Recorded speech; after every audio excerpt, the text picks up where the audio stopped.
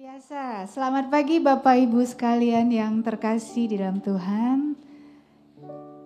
Tidak terasa semakin mendekati akhir tahun. Kita sudah masuk di bulan November dan tema untuk kita pada bulan ini adalah Akulah Gembala yang Baik. Dan saya ingin mengajak Bapak Ibu sekalian di dalam rangkaian pujian kita pada pagi hari ini adalah perenungan kita. Bagaimana kita sudah berjalan bersama dengan gembala kita yang baik.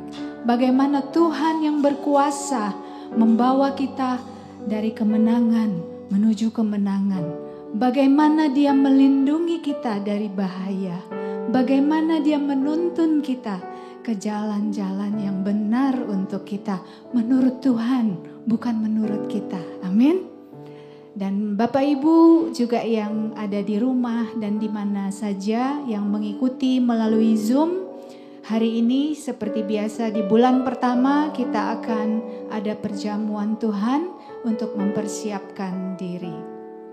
Baik Bapak Ibu, kita mau sembah Dia. Kita angkat pujian, Kau tetap Allah. Haleluya.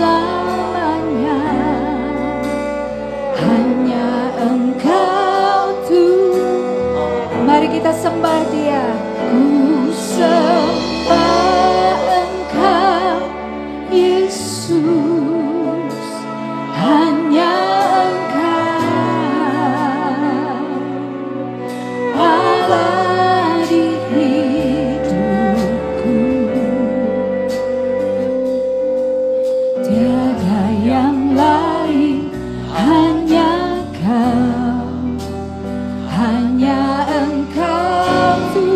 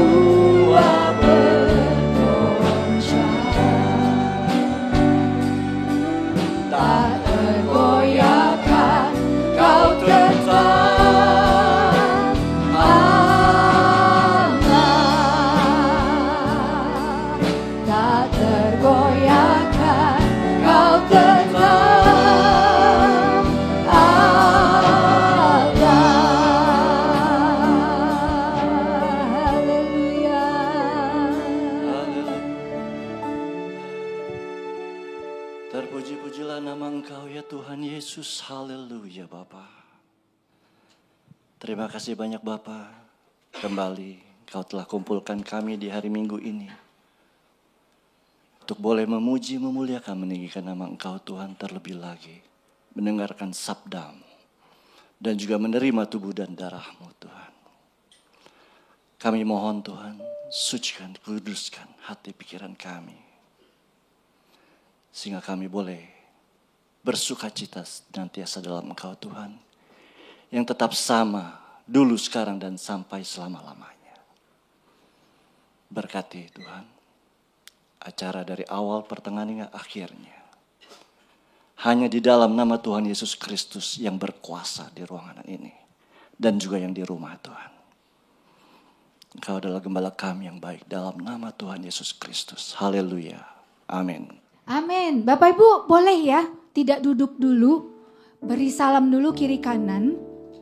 Katakan, Tuhanlah gembala kita yang baik. Haleluya. Beri senyum yang paling manis. Dan Bapak Ibu tetap jangan duduk dulu. Karena lagunya ini bangkit. Serukan nama Yesus. Jadi kita mau penuh semangat ya. Menyerukan nama Yesus. Amin. Haleluya.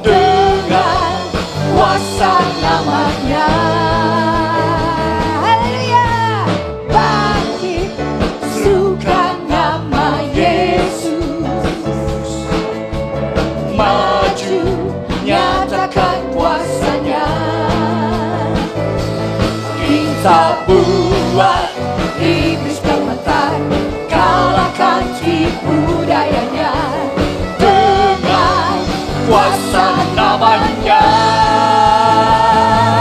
Nama Yesus menara yang kuat, nama Yesus kota benteng yang teguh, nama Yesus kalahkan semua musuh, nama Yesus di atas segalanya. Amin.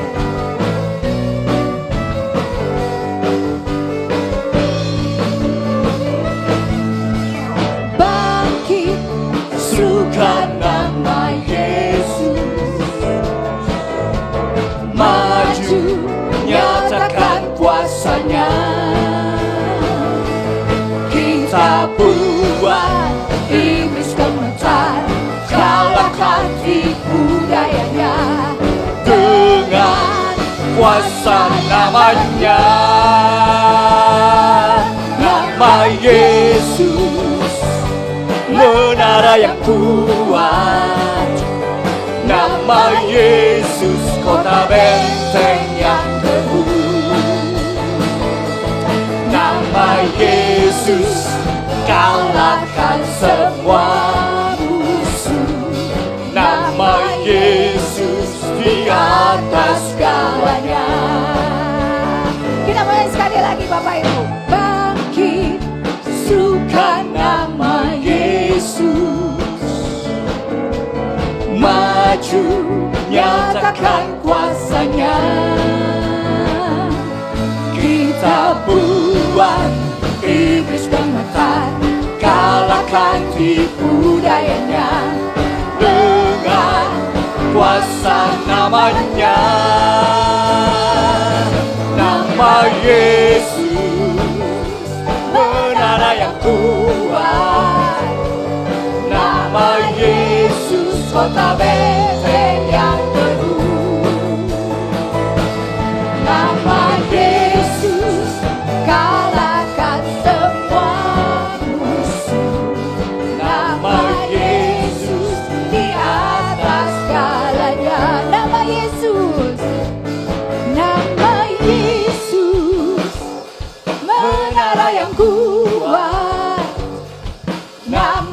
Yesus, kota benteng yang teguh.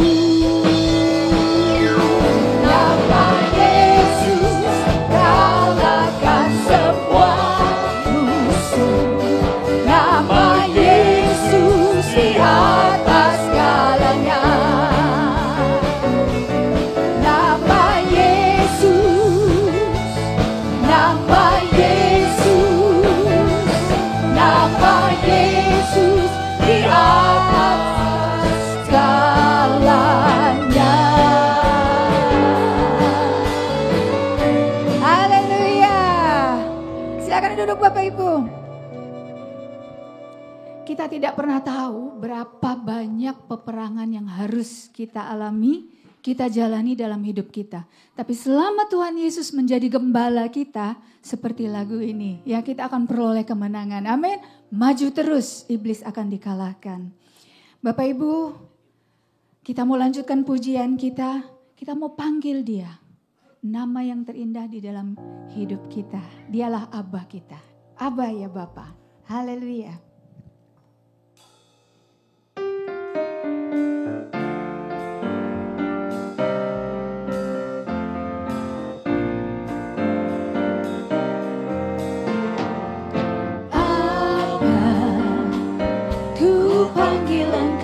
Bapa, nama terindah di dalam hidupku, lebih dari segalanya. Oh Abba, ku panggil Engkau ya Bapa, Kau layakkan aku jadi anakmu, memanggilmu Yesus, lebih tinggi dari langit. Begitulah kasih Bapa, lebih dalam dari lautan. Engkau mengasihiku, lebih luas dari bumi, tak terjangkau pikiranku. Semuanya Kau sediakan bagiku. Yesus, ku cinta Kau.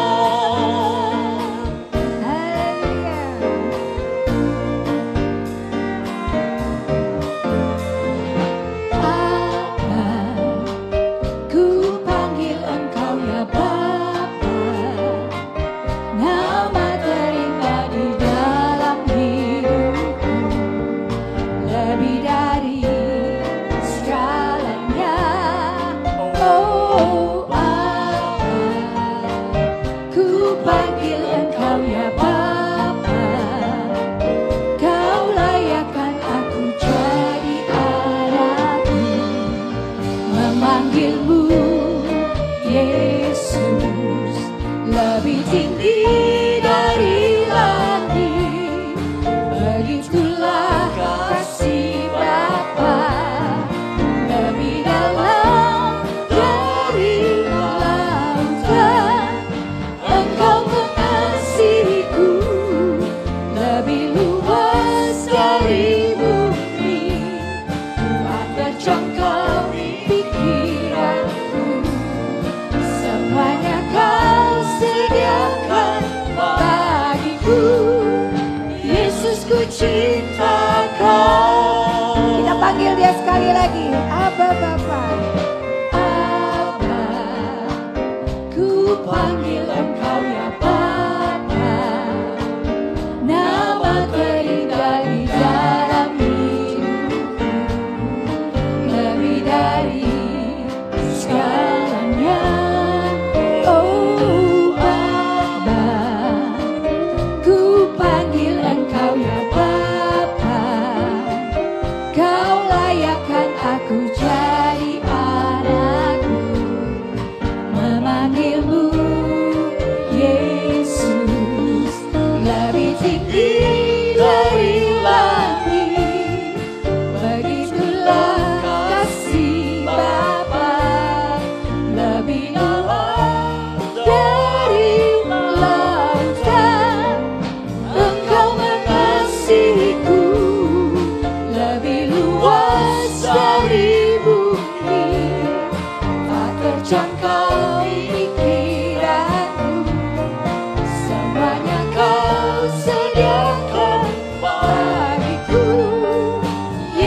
ku cinta Kau lebih tinggi dari langit.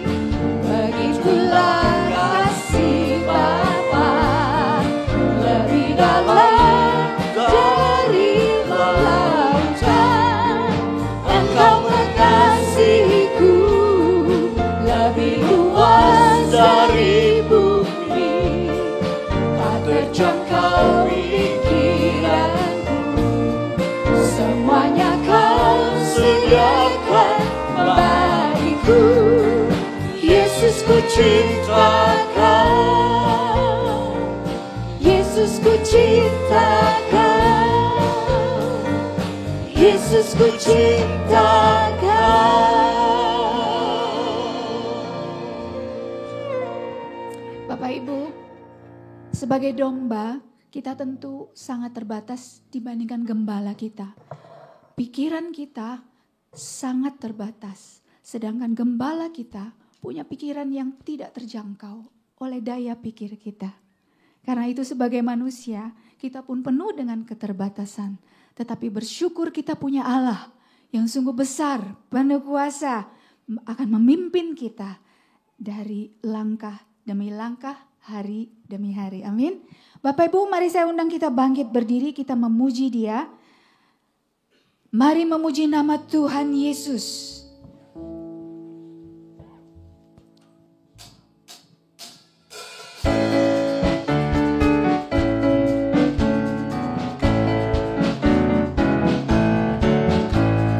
Mari memuji nama Tuhan Yesus, karena Dia baik dan peliharaku.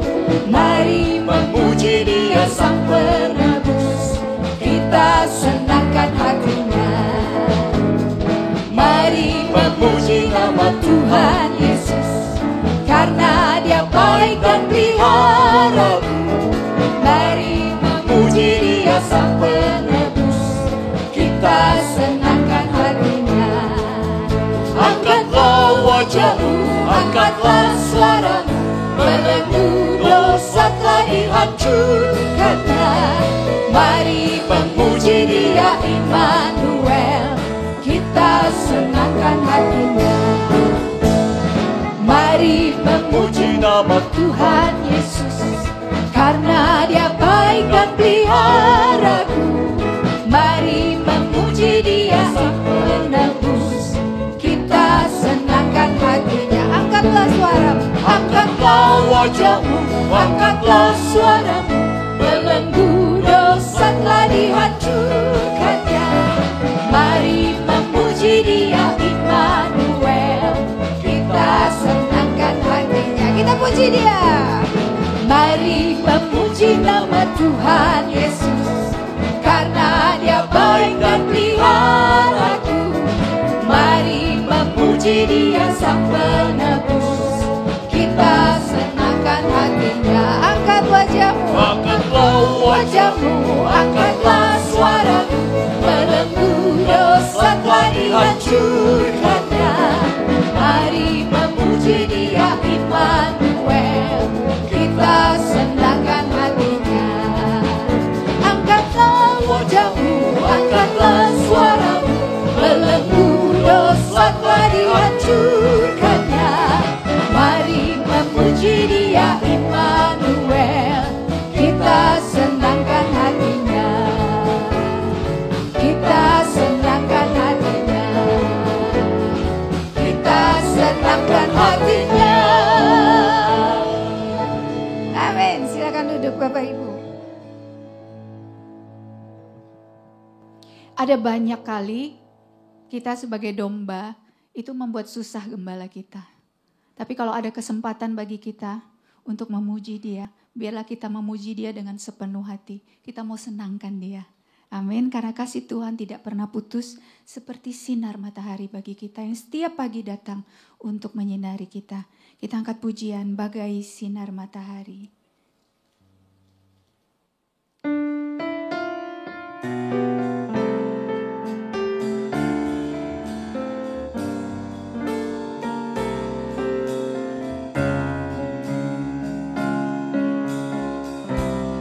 Bagai sinar matahari,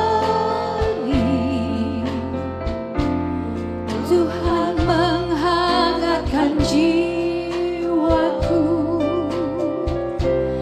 Bagai bunga matahari, Kau membuat hati berseri. Tak pernah Kau lambat memberi berkat-Mu setiap hari. Ajarku menghitung hari-hari agar hati berpuji. Banyak hal yang tak ku mengerti, yang terjadi setiap hari, mencoba menarik hati dari kasih Yesus abadi. Tak pernah aku mau mencari kasih-Mu tak terganti. Selamanya akan terpatri dalam renungan pasti. Bagai sinar matahari,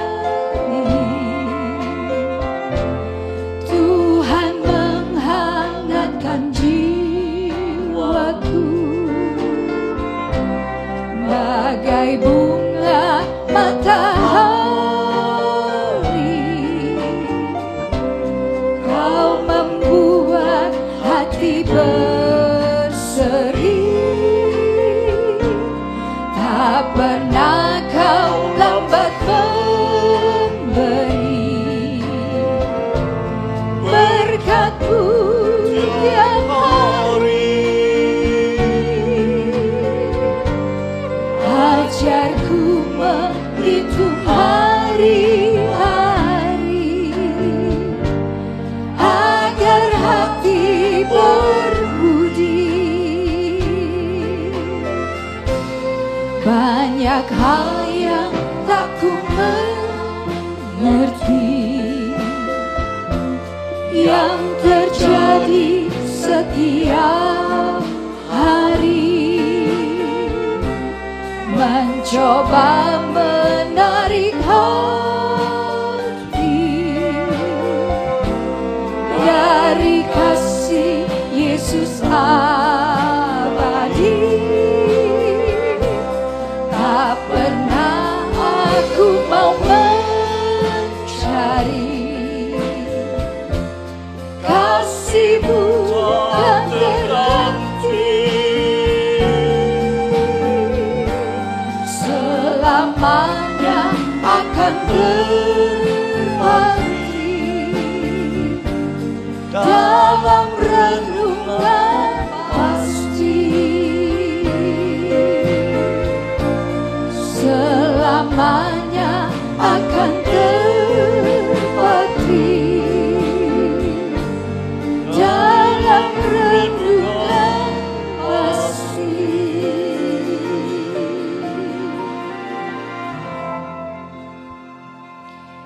Bapak Ibu, mengapa kita tidak perlu mencari nama yang lain? Karena di dalam Tuhan, sungguh kita sudah memperoleh kepastian.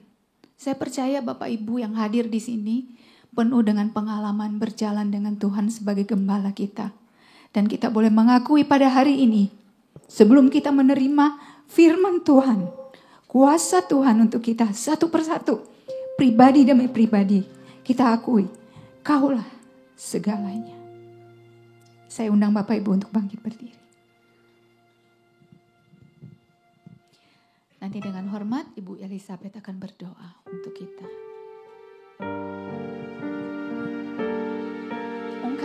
rasa kasih kita kepadanya. Dia sungguh mengasihi kita dan dia senang.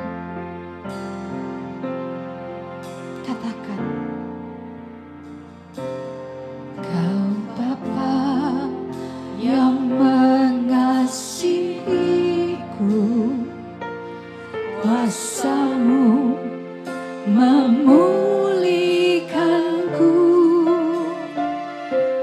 hati yang baru Kau berikan untukku dapat melihat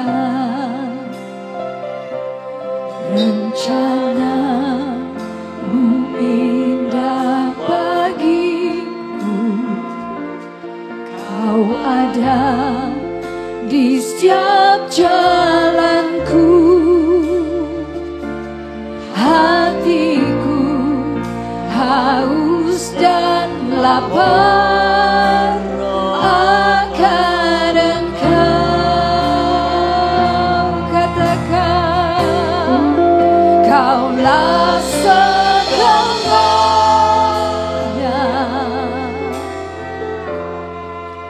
di dalam hidupku.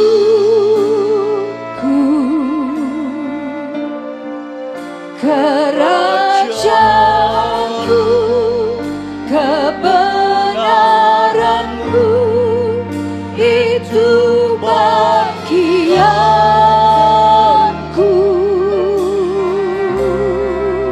Kaulah yang kupandang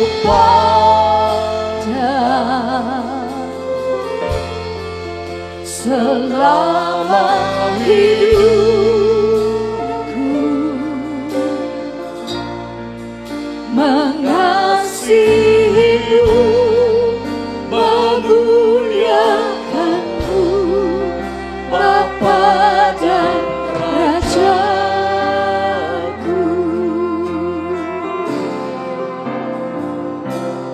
Kau Bapa yang mengasihiku, kuasa-Mu memulihkanku,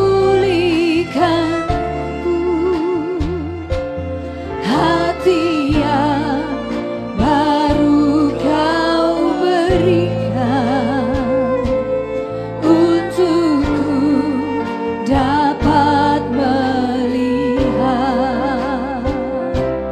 rencana-Mu indah bagiku.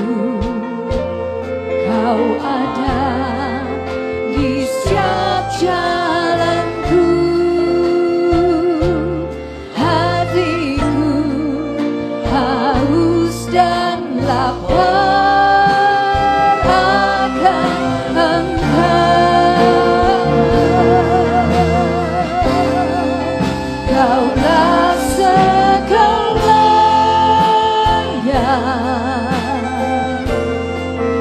di dalam hidupku.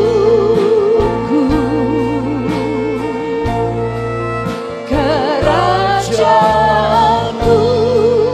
kebenaranmu,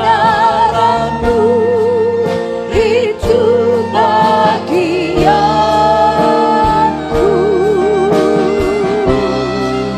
Kaulah yang kupandang selama hidupku,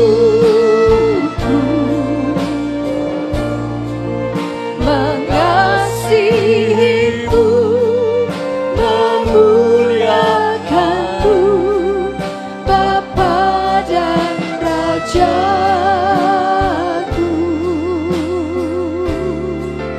Mengasihimu,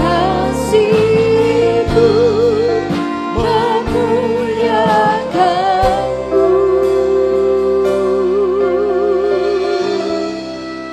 Bapa dan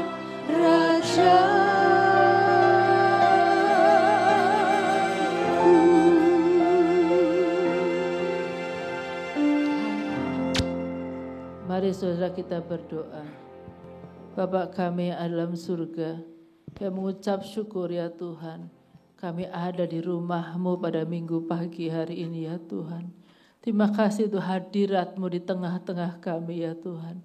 Terima kasih Tuhan kami ada kesempatan memuji-muji Engkau ya Tuhan. Engkau yang kami puji, kami tinggikan sebab kami tahu Tuhan Yesus bahwa Engkau Tuhan Gembala yang baik.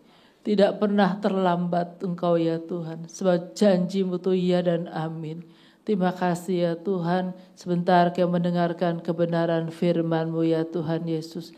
Pakai hamba-Mu untuk memberitakan firman-Mu ya Tuhan. Kami percaya Bapa, kami akan diberkati oleh firman-Mu ya Tuhan. Biar firman-Mu bertumbuh dan berbuah-buah dalam kehidupan kami. Sehingga Kau disenangkan, Kau disukakan ya Tuhan. Bapa, kalau ada kuasa-kuasa gelap yang mencoba menghambat pemberitaan firman-Mu, kami usir, kami patahkan di dalam nama Tuhan Yesus Kristus. Biarlah firman Tuhan sudah saja berkuasa di tempat ini. Dan kami terima berkat firman-Mu. Terima kasih ya Tuhan. Seluruh doa sembahyang ini kami minta dan kami naikkan hanya di dalam nama Tuhan Yesus Kristus. Haleluya. Amin. Amin. Terima kasih Ibu Elizabeth. Selamat Bapak Ibu untuk duduk kembali dan selanjutnya waktu yang dikhususkan bagi kita, gembala kita yang mengenal kita satu persatu akan menyampaikan firman-Nya bagi kita, dan dengan kasih kami mengundang hamba-Nya yang sudah disiapkan, Bapak Pendeta Revi Awandatu. Puji Tuhan, haleluya. Selamat pagi saudara, selamat bertemu seperti biasa di minggu pertama tiap bulan, dan betul tidak terasa sudah sampai bulan November ya, cepat sekali. Dalam waktu kurang mungkin 6 minggu lagi kita akan merayakan perayaan Natal. Tema pada bulan ini yang dipilih oleh Ibu Gembala adalah gembala yang baik. Satu kata-kata yang diucapkan oleh Yesus Kristus itu sendiri. Tapi sebelum kita masuk kepada akulah gembala yang baik. Hubungan manusia dengan Tuhan itu memiliki berbagai macam derajat. Ya. Kadang kita disebut anak, kadang kita disebut umat, kadang kita disebut warga, dan kadang kita disebut domba. Mana yang benar, itu semua benar. Tapi kalau kita mau lihat dulu satu persatu supaya kita paham nanti karakter seorang gembala dan domba seperti apa. Tuhan dari awal sudah menunjukkan bahwa kita ciptaan dan Dia pencipta. Artinya Dia Tuhan Allah dan kita adalah umat-Nya. Di mana hubungan Tuhan dengan manusia seperti itu antara pencipta dengan ciptaannya membawa kita kepada satu titik pemahaman bahwa Dia yang maha kuasa, Dia yang maha tahu, Dia yang maha hadir. Itulah Tuhan Allah. Kita tidak maha kuasa, tidak maha tahu, so tahu iya, tidak maha hadir. Makanya Tuhan perlu menyatakan bahwa ini, satu kerinduan Tuhan adalah aku tinggal di tengah umatku. Biar aku menjadi Allah mereka dan mereka menjadi umatku. Ya, itu satu hubungan yang pertama. Dan hubungan itu membawa kita kepada penyembahan. Kenapa? Karena kita hanya menyembah satu figur yang berkuasa. Kita tidak sembah Bapa kita. Kita sembah Tuhan Allah kita. Ya, dan itu satu hubungan antara pencipta dengan ciptaannya, yaitu Tuhan dan umatnya. Tapi yang kedua juga ada yang dibilang kita ini seperti hamba, tuan dan hamba. Di mana kalau kita mendengar dua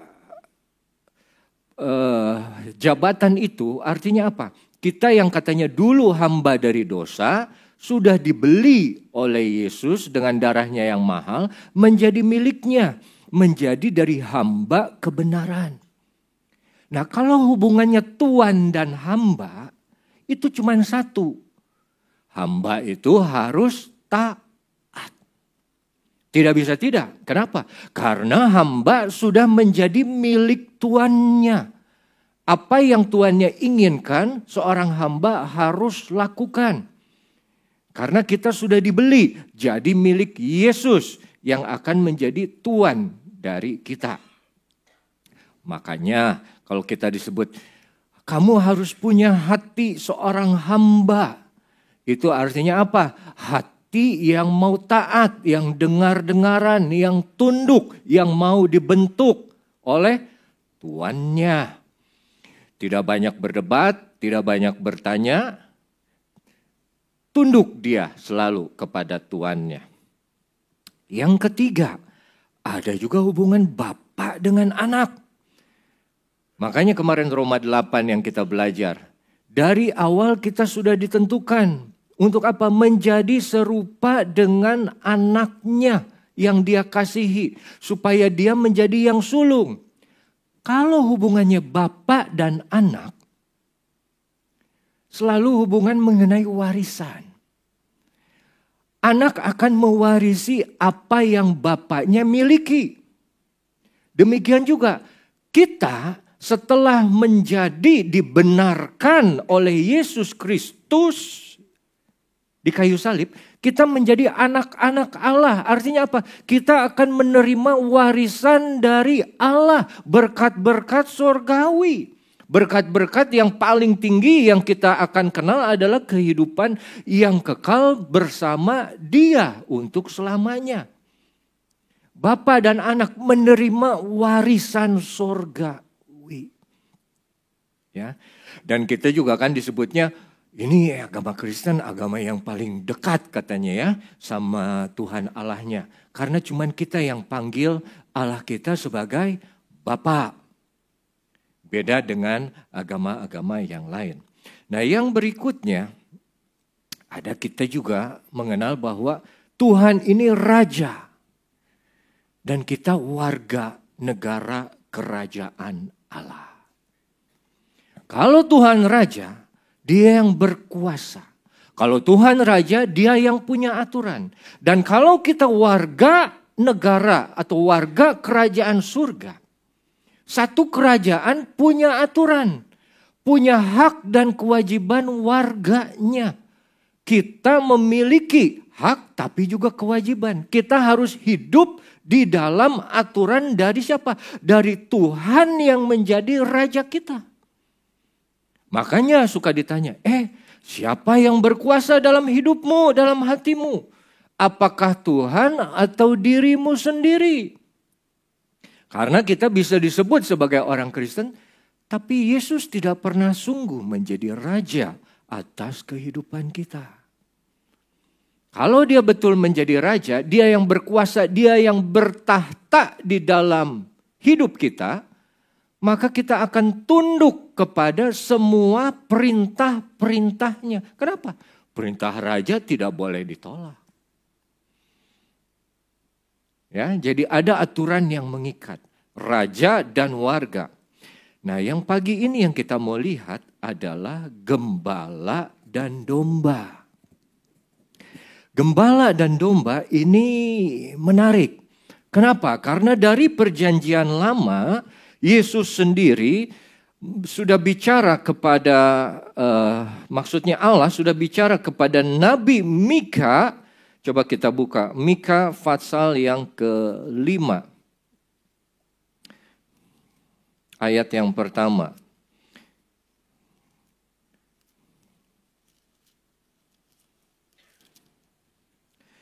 Tetapi engkau, hai Bethlehem Efrata, hai yang terkecil di antara kaum Yehuda, daripadamu akan bangkit bagiku seorang yang akan memerintah Israel.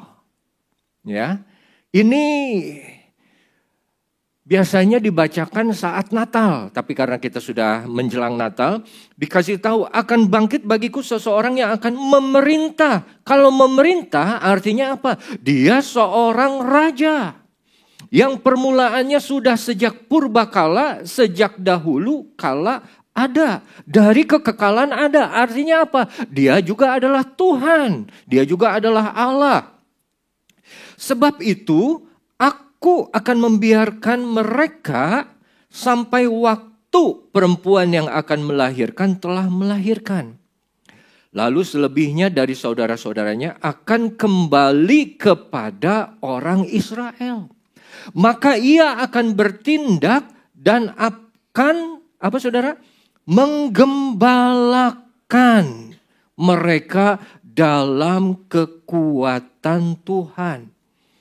Jadi gembala adalah satu peran yang Yesus jalani. Tidak saja waktu dia turun sebagai manusia, tapi juga sudah ditunjukkan saat Allah menuntun bangsa Israel keluar dari Mesir. Menggembalakan mereka dalam kekuatan Allah. Kalau kita baca sekarang ayat nats kita di dalam Yohanes 10. Ayat yang 11, kalau Yesus sendiri bilang, akulah gembala yang baik. Gembala yang baik memberikan nyawanya bagi domba-dombanya. Artinya apa? Ada gembala yang tidak baik. Ada gembala yang jahat. Dan ini dia berbicara mengenai Yohanes 9. Tapi saya tidak mau bicara panjang-panjang. Kita akan lihat saja. Waktu saya mempersiapkan khotbah, saya cari bahan-bahan mengenai kenapa Tuhan menggambarkan umatnya itu sebagai domba. Dia lebih suka melihat domba ini karakteristik umatnya. Nah, ada beberapa karakteristik yang menarik saat saya mencari. Yang pertama, domba ini tidak mempunyai sense of direction. Tidak punya kepekaan terhadap arah. Domba ini akan cenderung mengikuti siapa yang ada di depannya. Nggak peduli, pokoknya yang ada di depannya dia ikuti, dia turuti. Dia teladani. Walaupun itu salah, domba-domba itu akan mengikuti siapapun yang ada di depannya. Makanya ada satu kejadian yang pernah terjadi di Turki bagian timur. Ada 1.500 domba yang masuk ke jurang. Kenapa?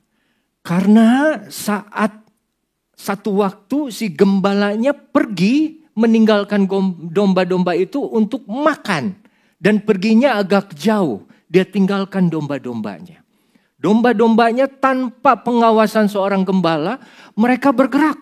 Dan mereka jatuh ke jurang. Dari 1.100 yang mati 400. Kenapa? Karena rupanya yang mati duluan, yang jatuh duluan itu sudah mati. Dan akhirnya bikin kayak bantalan wool yang empuk itu ya. Jadi sisanya itu cedera saja saudara. Tapi saudara bayangkan tidak? Mereka ini tidak punya sense of direction. Mereka tidak tahu ke arah mana mereka berjalan. Siapa yang ada di depan mereka, siapa pemimpin mereka, itu akan mereka ikuti. Makanya ada pepatah seperti orang buta memimpin orang buta. Kalau domba ini tingginya sejajar, yang paling belakang tidak bisa melihat jelas apa yang terjadi dengan yang di depan, paling depan. Mereka tidak tahu yang paling depan itu masuk ke jurang. Yang paling depan tahu, atau yang kedua paling depan tahu yang paling depan masuk ke jurang. Tapi mereka tidak bisa mundur lagi. Kenapa? Karena yang paling belakang mendorong mereka untuk maju. Jadi ini, domba ini tidak punya kepekaan terhadap arah, tidak tahu. Makanya kan katanya ada kalau perempuan katanya kurang bisa baca map. Nggak ngerti dia. Kalau sekarang ada Google Map dia bisa ngomong. Tapi kalau dulu kalau saya saya dari Cianjur ke Jakarta, saya mesti beli map Jakarta yang tebalnya segini warna kuning. Ya. Dan saya baca. Tapi itu kalau perempuan katanya tidak bisa mengerti sense of direction. Seperti mohon maaf ya kalau saya boleh pakai contoh istri saya yang baru masuk itu lewat pintu. Dia kalau lewat Semanggi ya dari arah barat sampai timur mau keluar gitu. Dia selalu ngomong sama saya. Sampai sekarang ini Irma ini gak tahu ini Semanggi ini gak ngerti. Maksudnya apa? Iya kalau mau yang ke arah Sudirman kemana, yang mau ke arah Senayan kemana. Ya, dari barat ke timur begitu, dari timur ke barat begitu. Artinya apa? Tidak punya sense of direction. Mereka tidak mengerti bagaimana harus berjalan atau kemana harus berjalan. Ada satu lagi cerita. Saat mereka di dalam kandang yang tertutup. Terus si gembalanya pasang satu tali. Supaya domba itu tidak keluar. Ya. Dan si gembalanya pergi. Saat tidak ada pengawasan gembala, itu domba akan meloncati tali itu. Begitu gembala datang, gembalanya lepas itu tali, dia lepas saja. Itu domba-domba yang berikutnya, walaupun tali tidak ada, itu mereka tetap meloncati tali. Bodoh kan? Mereka seperti melihat ada tali yang tidak terlihat, invisible rope. Artinya apa? Domba ini mudah sekali tertipu. Makanya kenapa banyak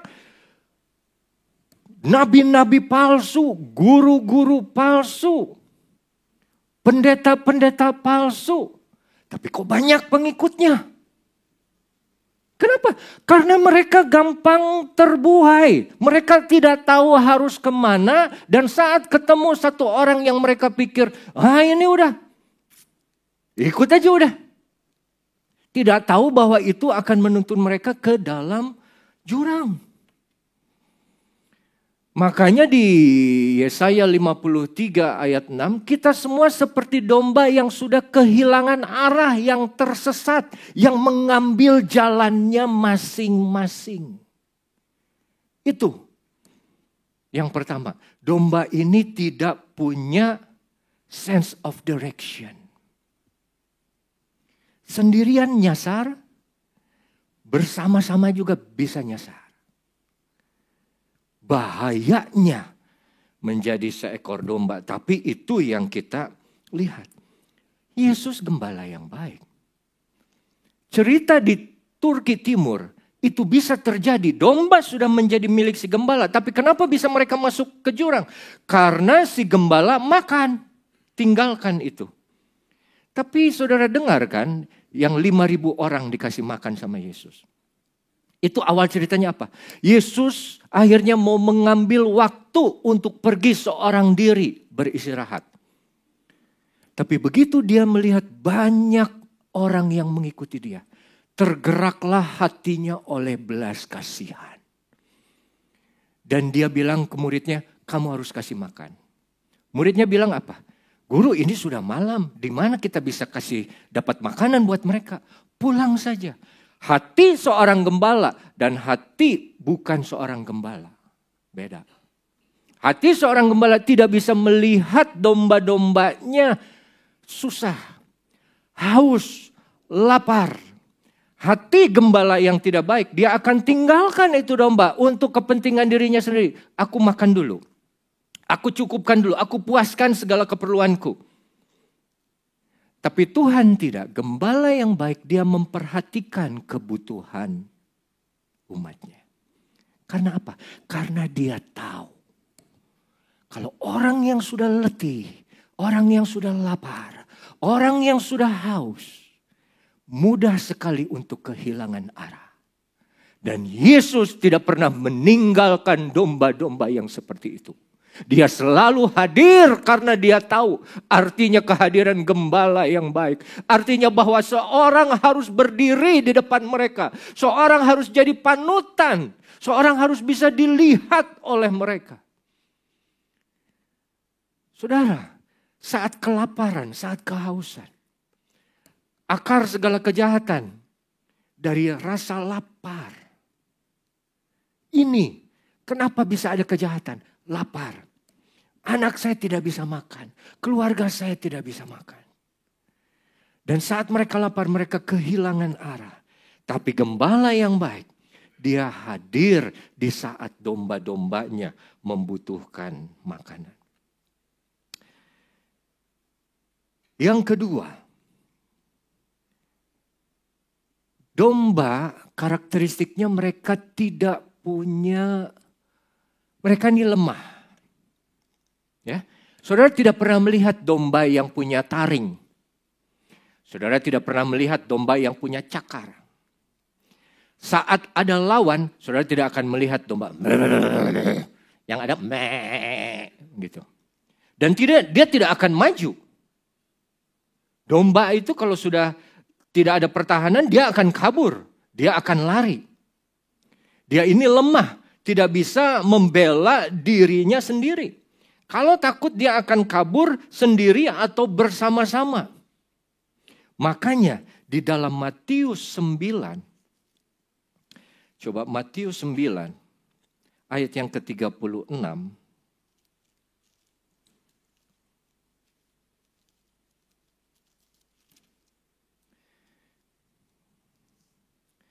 Melihat orang banyak itu, tergeraklah hati Yesus oleh belas kasihan kepada mereka.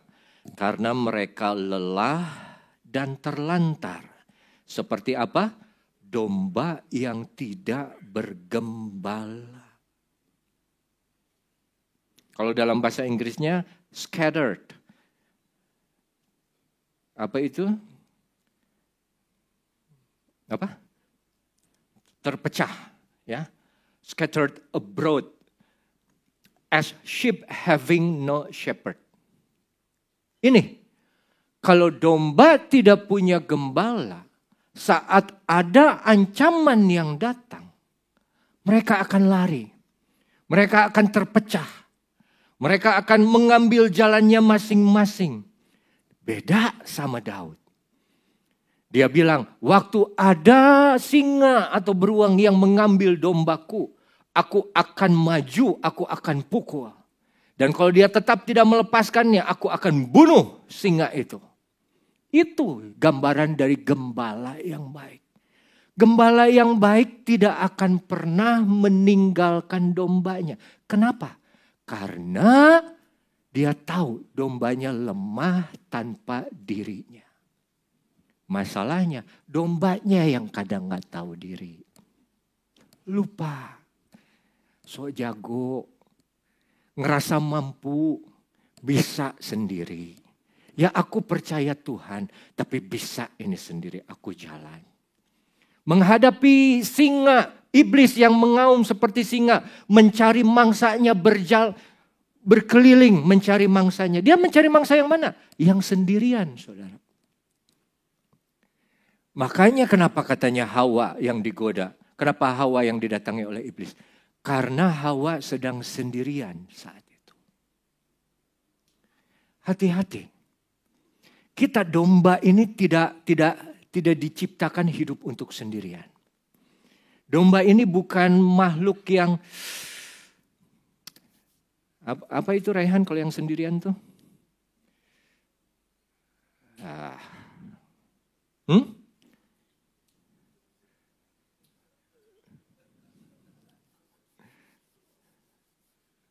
Domba ini hidup diciptakan untuk berkelompok dalam satu kelompok, satu jemaat. Keluar dari kelompok lemah. Keluar dari kelompok tidak ada pertahanan. Keluar dari kelompok menjadi mangsa dari singa. Dan dibilang Tuhan melihat mereka tersebar, terserak, terlantar seperti domba yang tidak bergembala. Yesus memiliki hati sebagai gembala yang baik untuk melihat domba-dombanya selalu rukun bersatu berkumpul. Makanya dibilang di dalam Mazmur 130, di sanalah aku turunkan berkat ya saat mereka bersatu hati, satu berkumpul dalam satu hati, dalam satu kasih, yaitu kasih kepada Yesus Kristus. Tidak pernah dia meninggalkan. Kenapa? Karena dia tahu domba ini tidak mampu untuk bertahan sendiri, saudara. Ya, yang pertama, domba tidak punya sense of direction, tidak punya kepekaan terhadap arah. Yang kedua, domba ini lemah, tidak bisa membela dirinya sendiri. Yang ketiga, domba ini kalau jatuh tidak bisa berdiri sendiri. Jadi gini, saudara pernah tahu kan ada kecoa? Ya, saya percaya setiap rumah yang saudara miliki ada kecoa. Saya pernah dikasih tahu, Pak, sama teman kerja saya, kalau ada kecoa sih nggak usah disemprot sama baygon, terus nggak usah dipukul juga sama sendal, jadi kotor. Ya terus kenapa? Balikin aja dia. Balikin gimana? Balikin jadi dia terlentang. Begitu terlentang kakinya di atas, udah dia nggak bisa apa-apa. Ya mungkin ya benar, tapi kan jijik kita ya balikin kecoa begitu. Terus memang kecoa pas mau kita balikin dia diem. Kagak kan? Dia gerak-gerak begitu kan. Tapi itu satu kenyataan bahwa apa? Kalau kecoa terbalik, dia mati lama-lama. Domba juga begitu ternyata saudara.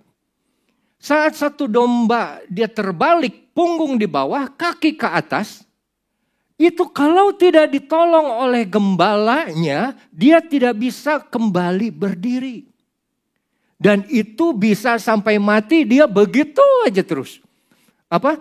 Kaki ke atas, punggung di belakang. Makanya kalau saudara pernah nonton basketball NBA, ya NBA basketball Amerika.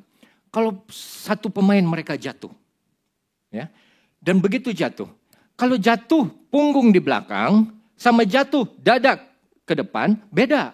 Dada ke depan kita bisa torong dengan tangan kita sendiri. Tapi kalau kita jatuhnya terlentang, ya kita sih manusia bisa berdiri sendiri ya. Tapi pemain NBA itu mereka akan tunggu temannya datang untuk menolong. Mereka akan angkat tangan mereka dan temannya 2 orang akan angkat begini. Artinya apa? Kalau kita jatuh akan lebih mudah kalau kita hidup di tengah kawanan kita. Karena ada teman yang akan mengangkat kita. Sebab domba, manusia kalau sudah jatuh terlentang, dia tidak bisa bangun berdiri sendiri, saudara. Dan kalau dalam bahasa aslinya,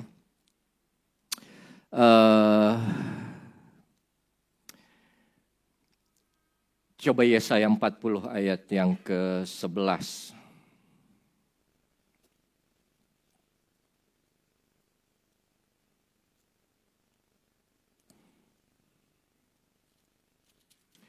Seperti seorang gembala, ia menggembalakan kawanan ternaknya dan menghimpunkannya, mengumpulkannya. Anak-anak domba dipangkunya, induk domba dituntunnya dengan hati-hati. Saat orang jatuh, saat mereka terlentang di belakang punggungnya.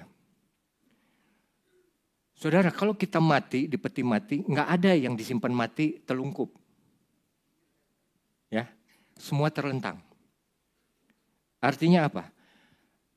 Udah, ini kondisi terakhir kita, apa menghadap ke surga dan kita tidak berdaya lagi. Saat kita mati, kita hanya ada di tangan Tuhan. Ya, mau kemana kita berakhir itu semuanya ada di tangan Tuhan. Satu bukti ketidakberdayaan. Tapi dalam hidup sering kali kita jatuh. Karena beban berat, depresi yang sangat dalam, yang sangat menghimpit kita demikian dalam. Dan kita jatuhnya terlentang. Dan orang depresi tidak pernah bisa menolong dirinya sendiri. Tapi kecenderungan orang depresi, menarik dirinya sendiri keluar. Dari apa? Dari perkumpulan, dari keramaian, dari keluarga. Dia lebih suka menikmati kesendiriannya. Yang sesungguhnya itu akan membawa dia tenggelam dan makin tenggelam ke dalam satu depresi yang makin hebat. Tidak ada orang yang bisa menolong dirinya sendiri. Apalagi kalau kita bicara mengenai dosa. Tidak ada yang bisa kita lakukan dengan kuasa diri kita untuk melepaskan kita dari dosa. Jadi saat dibilang domba ini seperti domba yang tidak bisa bangun. Dia sudah ke atas saja. Udah hanya tunggu saja pertolongan Tuhan. Dia tidak bisa bangun oleh kuasanya dia sendiri. Dan saat itulah tangan Tuhan, dia memangku anak domba. Tapi induk domba yang sudah dewasa, dia tuntun. Dituntunnya dengan apa? Dengan hati-hati. Saudara, Tuhan kita ini bukan gembala, tapi gembala yang sangat baik.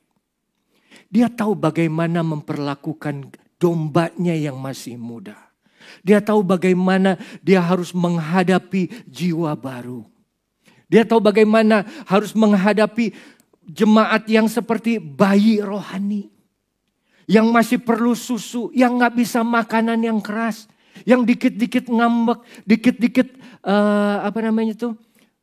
kalau bahasa Sundanya pundungan. Merajuk. Dia akan gendong dengan tangannya, dia akan pangku. Gembala yang baik seperti itu. Marah bayi itu. Tidak dimarahin, tapi diayun-ayun. Disayang-sayang. Itu gembala yang baik. Kenapa? Karena bayi tidak bisa berhenti sendiri saat nangis. Dia butuh ada seseorang yang lebih besar, yang lebih berkuasa untuk menenangkan dia. Ada sesuatu yang tidak tenang di dalam jiwanya, di dalam perutnya. Ada satu kegelisahan yang timbul. Gembala yang baik akan mengangkat dia dan memangkunya di dalam pangkuannya. Dan ini domba itu. Begitu sudah dewasa, sudah bisa berjalan sendiri, dia akan tuntun. Dituntunnya apa? Dengan hati-hati. Karena dia tahu ini domba dia ini lemah. Domba ini tidak punya pertahanan. Domba ini tidak bisa jalan sendiri. Domba ini tidak bisa bangun sendiri. Kalau sampai dia luka. Saudara, maaf. Kalau saudara pernah lihat anjing kalau luka. Kucing kalau luka. Singa, macan kalau luka. Bagaimana mereka menyembuhkan lukanya? Jilat. Domba tidak bisa menjilat lukanya sendiri. Saat dia luka, dia perlu bantuan tangan lain yang menolongnya, yaitu gembalanya. Begitu lemahnya kita manusia, sampai Tuhan sendiri menyamakan kita seperti domba. Dia ingin kita sadar bahwa ingat, anjing adalah makhluk yang paling pintar, domba bukan. Domba termasuk binatang yang bodoh.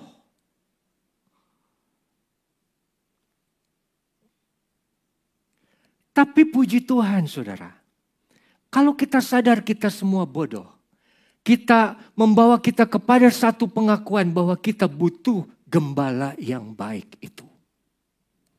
Karena kalau kita rasa kita pintar, oh saya bisa jalan sendiri. Oh saya tidak butuh tuntunanmu. Oh saya tahu bagaimana menghindari bahaya. Oh saya tahu bagaimana saya bisa menjaga diri saya sendiri. Kenapa? Karena merasa pintar yang sesungguhnya bodoh. Tapi Yesus bilang, dia akan memangku dan menuntunnya dengan hati-hati. Ya, domba yang jatuh tidak bisa berdiri sendiri tanpa pertolongan. Nah, yang ke berapa sekarang? Keempat, terima kasih. Domba ini gampang terpuaskan. Jadi begini, Kalau dalam satu perjalanan tanpa gembala ya, sudah jauh, dia haus. Terus kelompok domba ini melihat ada satu kubangan air yang kotor. Nah ini karena haus, domba itu akan semuanya minum dari kubangan air yang kotor itu. Dan sudah minum, mereka tidak akan jalan lagi ke tempat yang lain. Walaupun 6 meter dari situ, 10 meter dari situ ada sumber air yang bersih, mereka sudah cukup dengan sumber air yang kotor ini. Artinya apa? Mereka ini cukup puas dengan yang tidak terbaik. Cukup puas, sudah begini aja udah bisa hidup kok. Tapi dalam Yesus justru kepuasan itu kita dapat saat kita bertemu dengan sumber air hidup kita. Yaitu siapa? Yesus. Makanya apapun yang ada di dalam dunia tidak akan pernah bisa memuaskan kita. Segala hobi, segala kesenangan, segala harta, tahta yang kita miliki semua itu tidak bisa memuaskan kita. Karena apa? Karena itu semua memang diciptakan bukan untuk memuaskan kita. Tapi manusia di dalam natur dosanya sudah merasa cukup.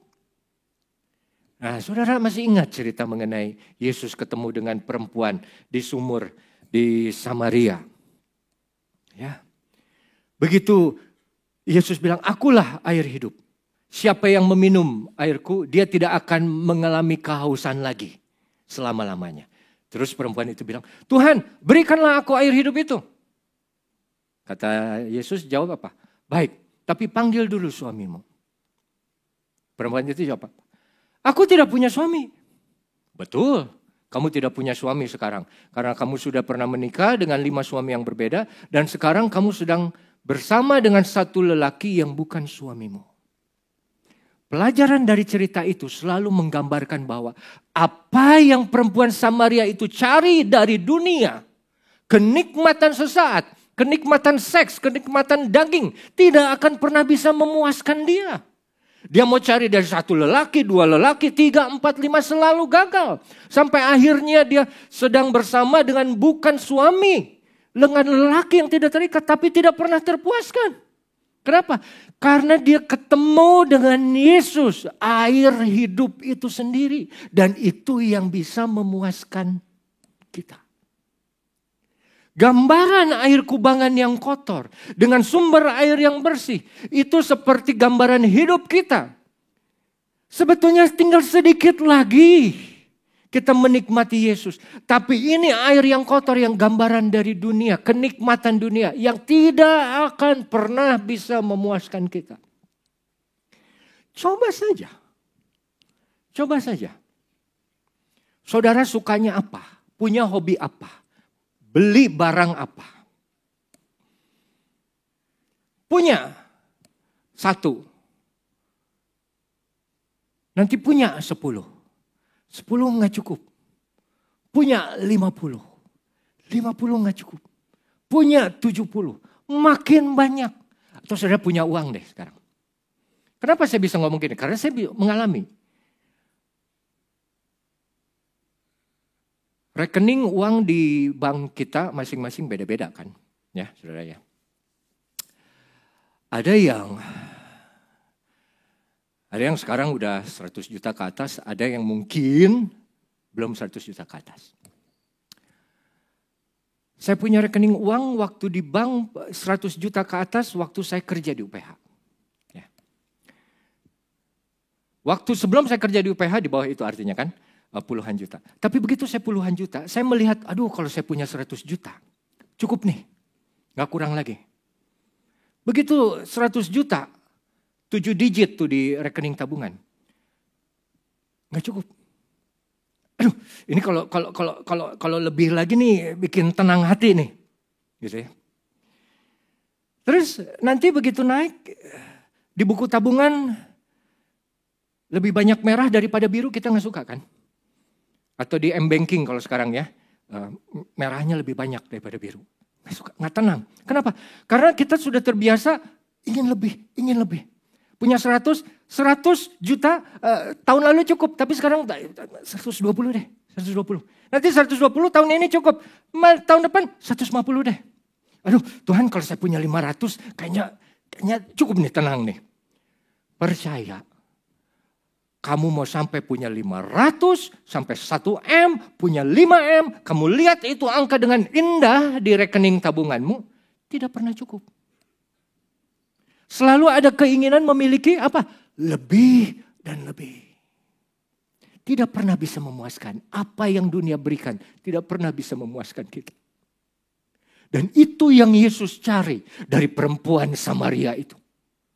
Gembala yang baik, dia tahu kepada siapa dia harus datang. Dia tahu siapa yang membutuhkan. Dia tahu siapa yang sungguh-sungguh haus. Dan dia akan temui, dia akan spend time, menghabiskan waktu dengan perempuan itu. Untuk apa? Menyadari bahwa yang kau butuhkan bukan kenikmatan dunia, tapi sukacita dariku.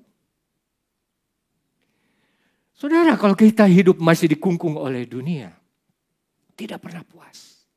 Gembala yang baik hadir di hidup kita untuk memberikan apa? Kepuasan. Makanya Mazmur 23, ia membimbingku ke air yang tenang. Air yang tenang ini apa? Menggambarkan satu kepuasan, memuaskan. Saudara, kalau minum air manis, teh botol, apapun yang manis, bikin saudara haus lagi enggak? Haus. Saudara minum air laut yang asin, bikin haus lagi enggak? Haus. Satu-satunya air yang tidak membuat haus dan membuat kamu menjadi puas, air yang tenang. Kalau dalam bahasa Inggrisnya still waters. Bukan sparkling. Mau sparkling atau still waters. Air biasa. Air hidup. Makanya itu Yesus gambarkan dirinya sebagai air yang hidup. Kenapa? Karena kalau kau sudah memiliki Yesus sebagai gembala yang baik, kamu tidak mau yang lain lagi.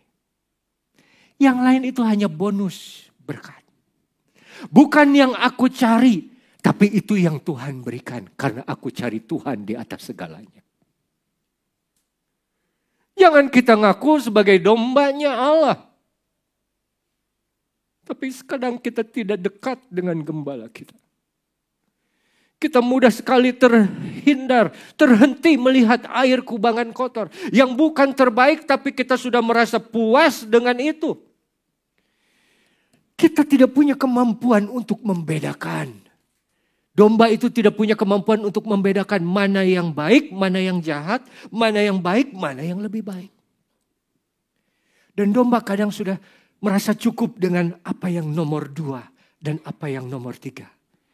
Padahal yang nomor 1 menunggu kita di depan sana. Saudara, itulah gambaran dari domba yang tidak bisa punya kemampuan untuk membedakan. Dia pikir dari minum air yang kotor ini, ya seenggaknya gue bisa hidup. Tapi dia tidak sadar lama-lama itu akan meracuni kehidupannya. Sebelumnya kamu domba yang bersih, tapi saat kamu minum air yang kotor itu, lama-lama kamu akan jadi bau. Dan kamu tidak sadar. Itulah kalau kita hidup dengan dosa. Kita pikir ini menyenangkan, ini kenikmatan. Ini yang kita inginkan. Cukuplah. Aku mau ini, aku bisa hidup. Aku tidak mau yang lain lagi. Tanpa sadar sebetulnya itu hal yang tidak baik.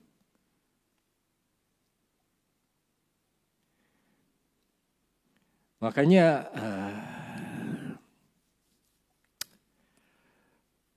ada satu jemaat, dia baru di operasi usus buntu karena pecah. Terus begitu saya tanya, ini kenapa makan usus buntu ini, apa pencetusnya, penyebabnya? Terus dia bilang, nggak nyangka kok cuman gara-gara makan gehu, toge tahu, tahu isi gitu saudara. Terus pedes, sakit aja habis itu. Nggak sadar. Kadang apa yang kita masukkan ke dalam hidup kita itu nggak sadar. Lama-lama itu akan membawa kita kepada kematian. Dan itu domba tidak punya kemampuan untuk membedakan mana yang baik, mana yang jahat, mana yang lebih baik. Dan tetap saja keras kepala dan sudah buta. Yang terakhir saudara. Domba tidak diciptakan untuk membawa beban yang berat. Saudara lihat kuda bawa beban, saudara lihat keledai bawa beban, saudara lihat unta bawa beban. Saudara tidak akan pernah lihat domba dipasang beban di atas punggungnya. Kenapa? Mungkin saudara pernah dengar ada satu domba terkenal, dia punya nama itu. Dia tidak bisa gerak lagi. Kenapa? Karena kegemukan. Woolnya itu tidak dicukur selama berapa puluh tahun. Jadi tebalnya hampir 50 cm, saudara. Itu saja sudah tidak bisa membuat dia bergerak. Domba tidak diciptakan untuk membawa bebannya. Makanya di Mazmur 55 ayat yang ke-23. Coba kita lihat. 22 kalau gitu.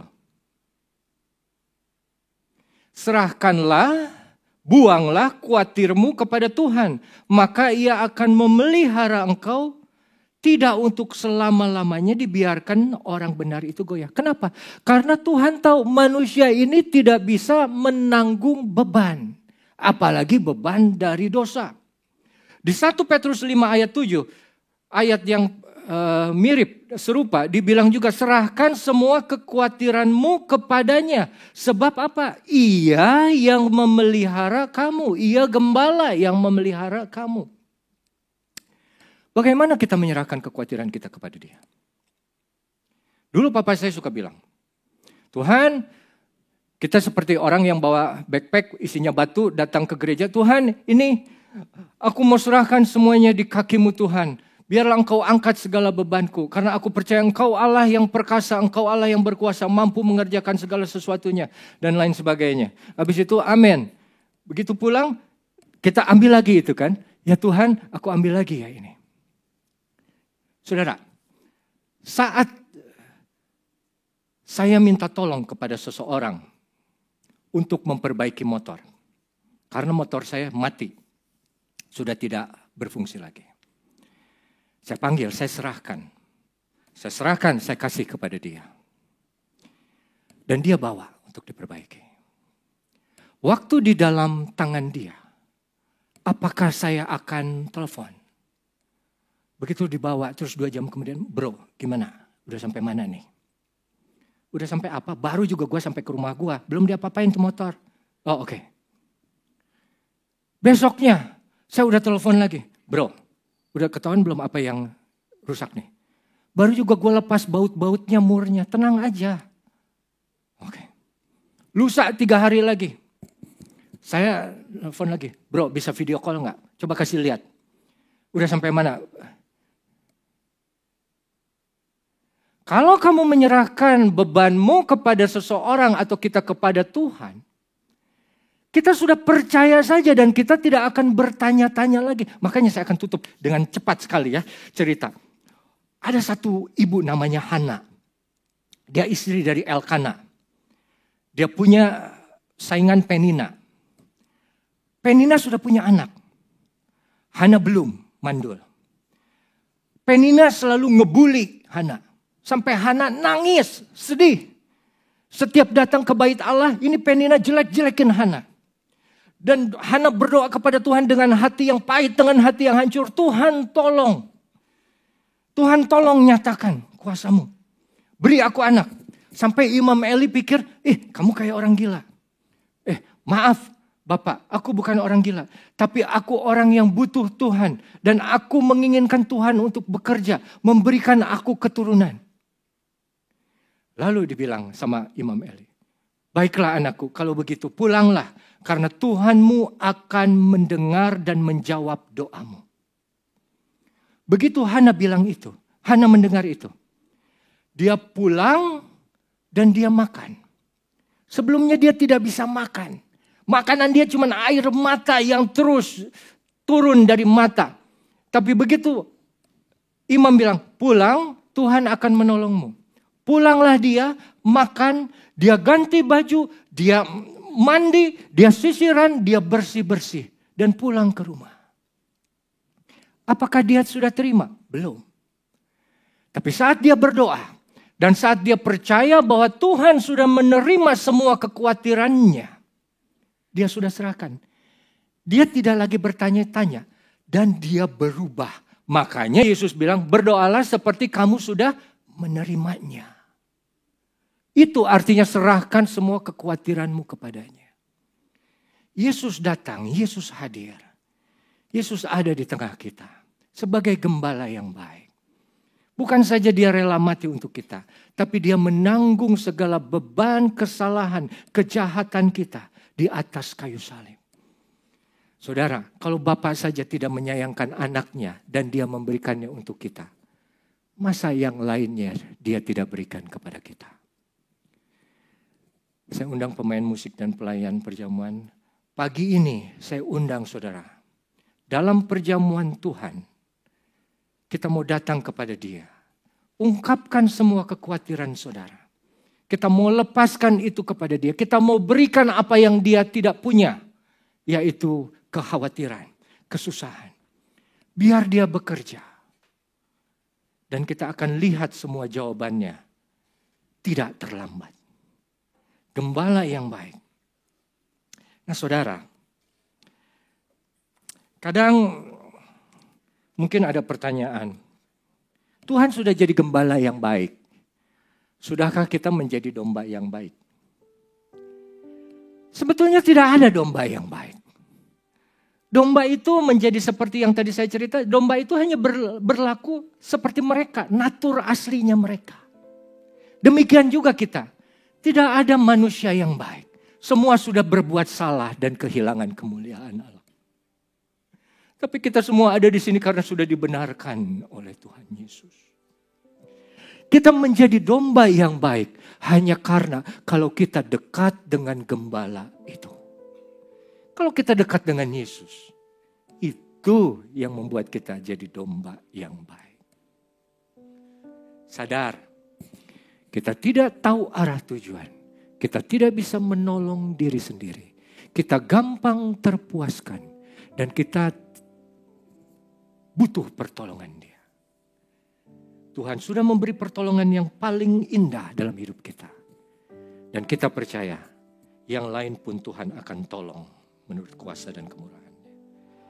Saat ku masuk ke hadirat-Mu, bawa persembahan ke tempat kudus-Mu, pujian ku naikkan, sembah ku berikan bagimu Allah yang mulia. Kau layakkanku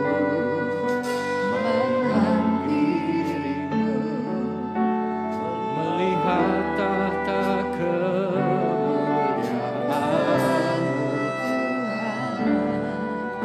Pujian ku naikkan, sembah ku berikan bagimu Allah yang mulia. Oleh kuasa darah-Mu Kau telah tebus dosaku. Kekudusan-Mu melingkupiku. Kasih-Mu mengalir, memulihkan hidupku. Sungguh besar anugerah-Mu, Kau selamatkan hidupku. Ku menjadi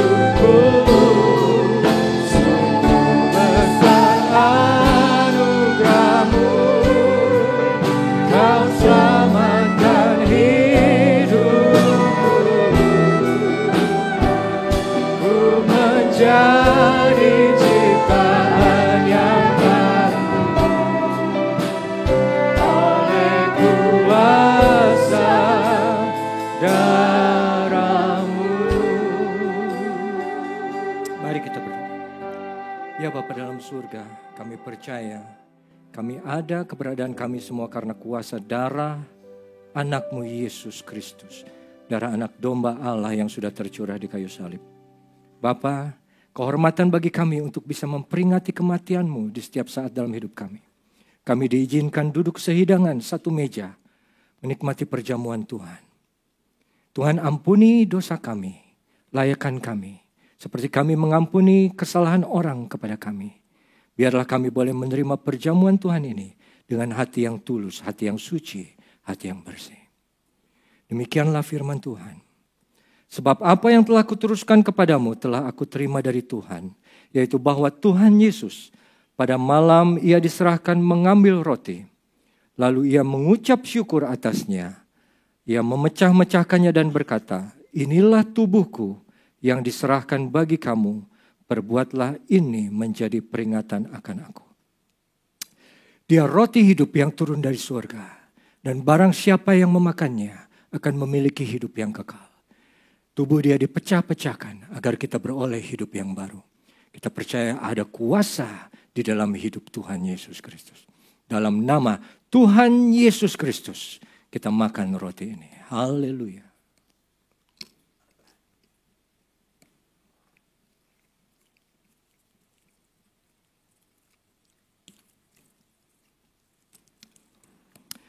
Haleluya, haleluya, haleluya. Terima kasih Tuhan.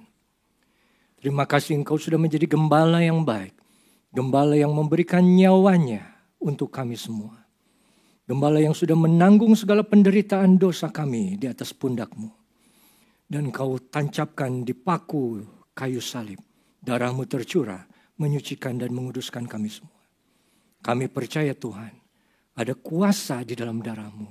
Masih ada mujizat di pagi hari ini. Dan demikian firman Tuhan juga berkata, ia mengambil cawan sesudah makan lalu berkata, cawan ini adalah perjanjian baru yang dimeteraikan oleh darahku. Perbuatlah ini setiap kali kamu meminumnya menjadi peringatan akan aku. Dengan rasa percaya bahwa masih ada mujizat, masih ada pekerjaan Tuhan yang besar yang bisa dikerjakan di dalam hidup kita. Kita minum anggur ini di dalam nama Tuhan Yesus Kristus. Haleluya. Terima kasih Tuhan. Terima kasih. Mari kita berdoa. Terima kasih untuk tubuh dan darah-Mu Tuhan. Makanan dan minuman yang kekal. Yang membawa kami kepada kekekalan. Yang membuat nama kami tertulis dalam buku kehidupan yang kekal. Kami bersyukur punya gembala yang baik. Gembala yang tidak meninggalkan kami. Gembala yang membela kami. Gembala yang memperhatikan segala kebutuhan kami. Biarlah kami senantiasa boleh hidup dekat gembala yang baik itu. Selalu dekat dengan diri-Mu Tuhan. Karena kami tahu beserta Engkau kami akan selalu dituntun kepada rumput yang hijau dan air yang tenang. Terima kasih Tuhan, Kau sudah menjadi sumber kehidupan kami. Kau sudah memuaskan hidup kami. Kami percaya Tuhan, kami sudah terima tubuh dan darah-Mu pada pagi hari ini. Kuasa-Mu boleh ada dalam hidup kami. Mujizat-Mu senantiasa ada dalam hidup kami. Apa yang tidak bisa terjadi, semua segala sesuatu mungkin untuk-Mu Tuhan. Terima kasih Bapa, terima kasih Yesus. Kami terima berkat dan kuasa tubuh dan darah-Mu. Di dalam nama Tuhan Yesus Kristus. Haleluya. Amin. Silakan duduk saudara. Saya serahkan kembali kepada Ibu Susi. Haleluya, puji Tuhan. Demikianlah suara gembala kita. Kita memuji Tuhan dan berterima kasih sekaligus kepada Bapak Pendeta Revi Awandatu yang sudah menjadi saluran berkat bagi kita semua. Tuhan terus memberkati. Haleluya. Bapak Ibu, kita mau ambil kesempatan ini untuk memberikan persembahan, tapi sebelumnya mari kita mau berdoa. Terima kasih Bapa untuk apa yang Kau buat bagi kami dalam hidup kami. Engkau sungguh memperhatikan kami. Dan saat ini kami memperoleh kesempatan untuk memberikan persembahan. Kami boleh memberikan dengan hati yang penuh sukacita. Dan Tuhan menerima juga dengan hati yang penuh dengan sukacita. Di dalam nama Tuhan Yesus kami berdoa mengucap syukur. Haleluya. Amin. Kita angkat pujian Jalan Serta Yesus.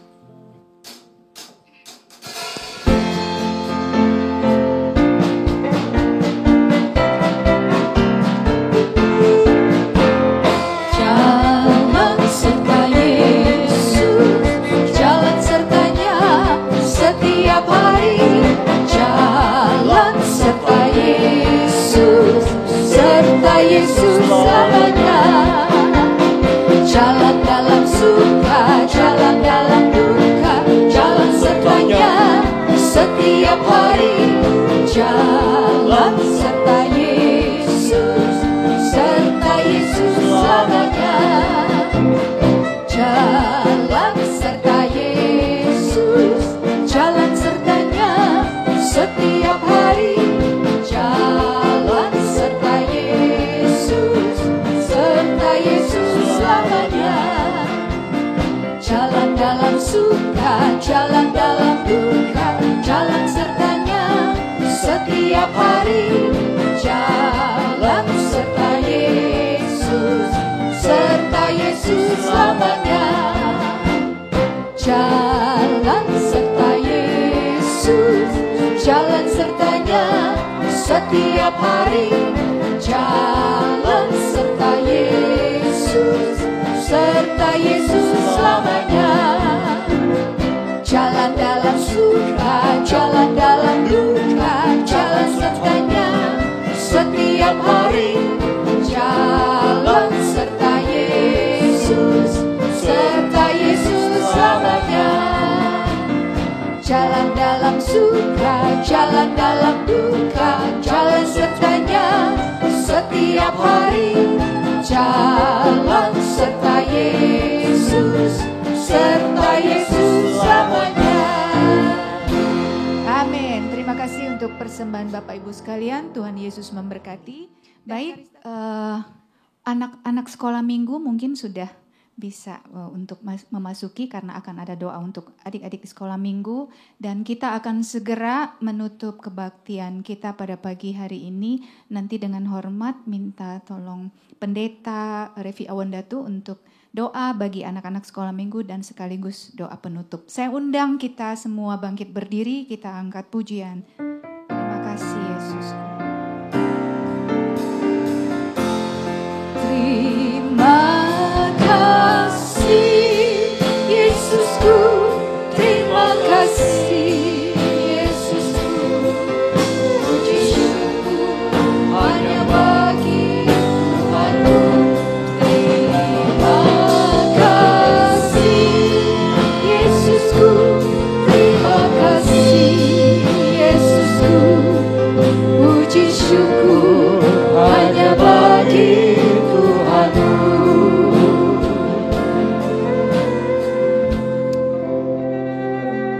Mari kita berdoa. Saudara, kalau boleh arahkan tangan saudara ke arah anak-anak kita yang ada di depan.